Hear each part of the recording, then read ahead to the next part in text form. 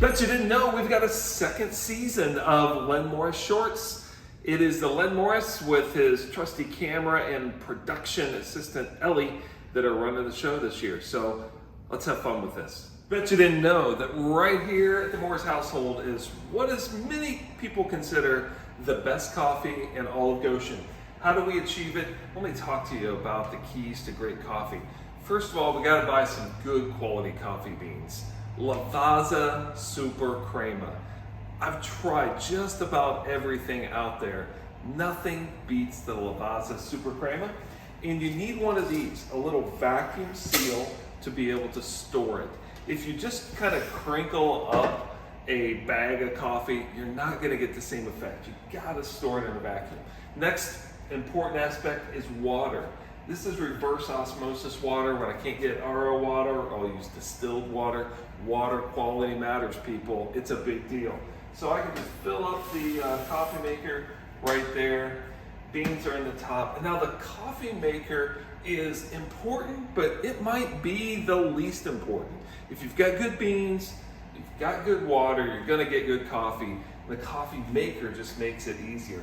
I like this Jura. This is a WEH. We've got a few of the other versions around. And espresso is better than coffee, okay?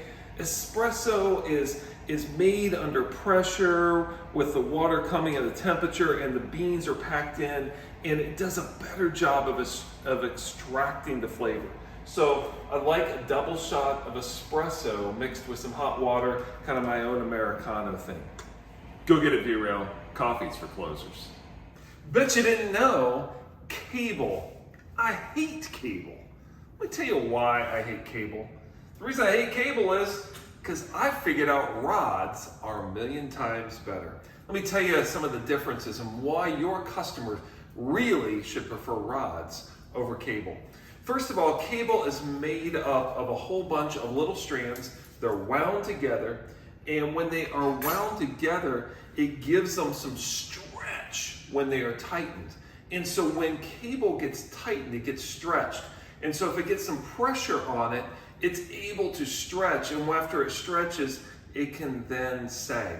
Also, cable's got a whole bunch of little grooves in there. It's just a wonderful place for dirt and grime and salt particles and other contaminants to get in there that's going to want to promote corrosion, also just for it to get dirty. In order to clean it, you almost have to have a rag to wipe it. You can't just spray it off and clean it. Cable is not as strong as a rod. Our rods are a beautiful special alloy. There are also some special treatment that happens to them. So our 2205 rods versus the cable is 316. So 2205, 50% stronger and 50% or more corrosion resistant. If it's a 304 rod for our interior and non-coastal use, it is a rod that has strengthening properties. So we could talk about annealing and get really nerdy on there, but just trust me, the rod is significantly stiffer than what the cable is, which means no sag for the customers, no stretching. Once it gets tight, it stays tight, and it stays a lot cleaner and a lot brighter. Has an incredibly smooth finish to the outside. So spraying it off with some water will clean it up. So V-Rail, let's go sell some rods.